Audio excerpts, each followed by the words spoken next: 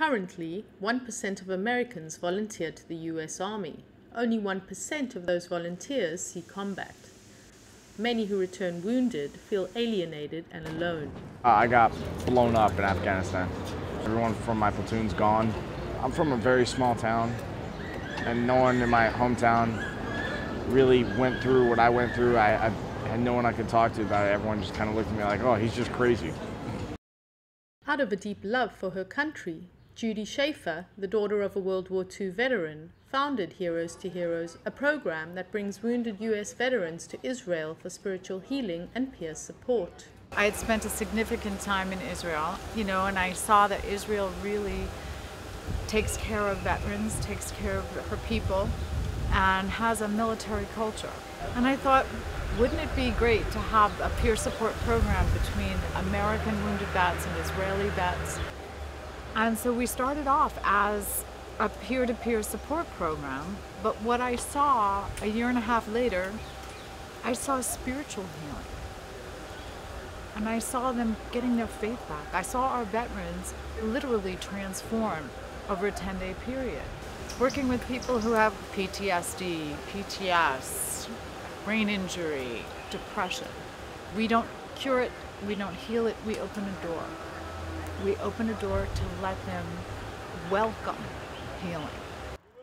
It seems that the combination of peer group support and the spiritual richness of the region really helps rebuild the souls of these young men, giving them confidence, strength, and the desire to start anew. When I was discharged from the Army, I felt alone. I couldn't focus. I isolated myself, and I lost my family. I really did.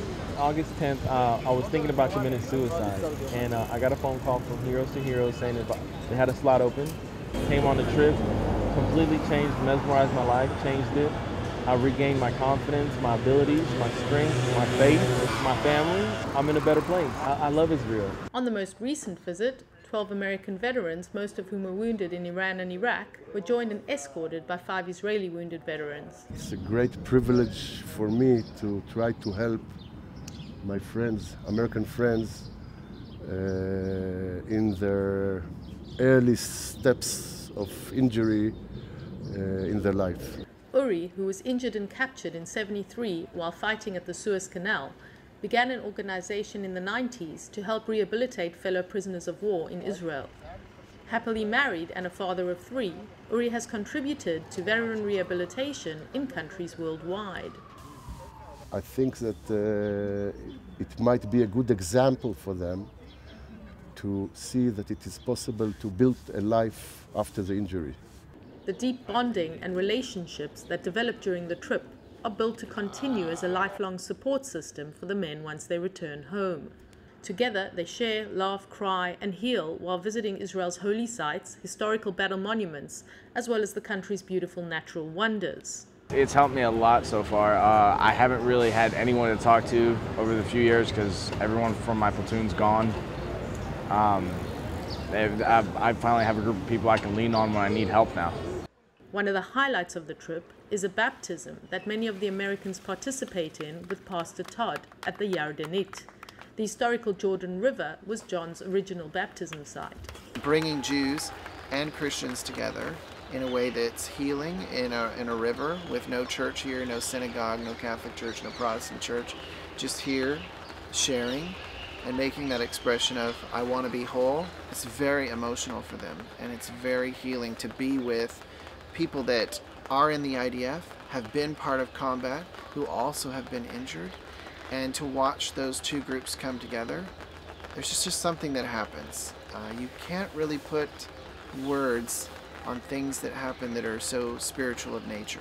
For veteran Marine Greg Kruder, visiting the Holocaust Museum Yad Vashem was the turning point in his healing process. The girl that was our tour guide started to recite the names of all the people, and she said something that was really moving. She said that it wasn't a number, it wasn't 6 million or 6 million plus, that everyone had one story and one name 6 million plus times. And that really struck me because I love the military. I did 19 years and I didn't want to get out. And then all of a sudden I was out because I was injured. And then when I came home and I tried to go back to work, I couldn't go to work because I was injured. And I became another number in a pile of numbers that had to go to get medical help or had to get benefits or had to go apply for this. It was my moment when I heard her say loud and clear, "You have a name, everyone has a name." And that made a difference to me, and that really, that was the point that really changed things for me.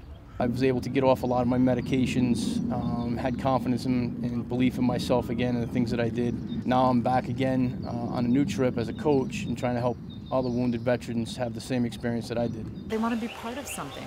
They're used to doing something that matters. And so to come back and not be able to do the things that they feel matters the most is crushing, and it would be crushing to anyone.